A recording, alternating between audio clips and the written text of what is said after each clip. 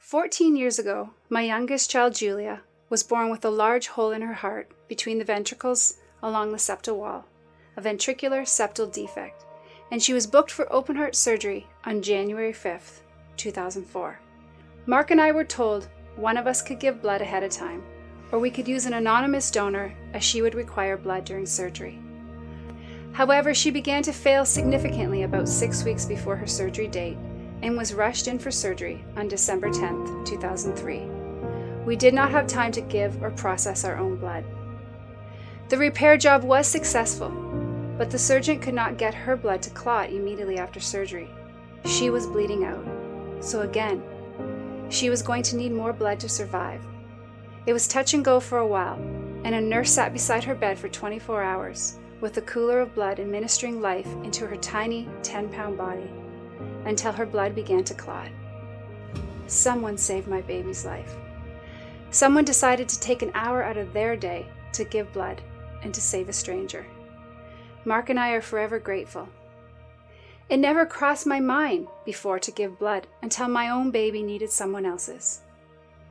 On Julia's first birthday, dozens of my family and friends met at the local Canadian Blood Services to have a party.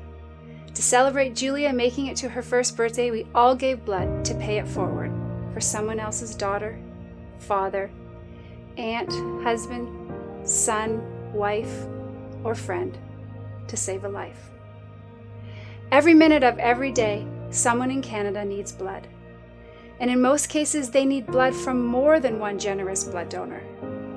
Whether you donate once a year or every few months, your donation makes a significant difference in someone's life. Less than 4% of eligible Canadians donate blood.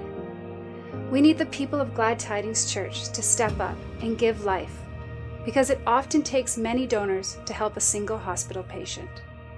It can take 50 blood donors or up to 10 plasma donors to help someone in a car crash, 2 to 8 donors to help someone with internal bleeding, 5 donors to help someone in cancer treatment. It can take 8 donors a week or 10 to 20 platelet donors to help someone with leukemia. And it can take 5 donors to save someone like Julia, who needed heart surgery.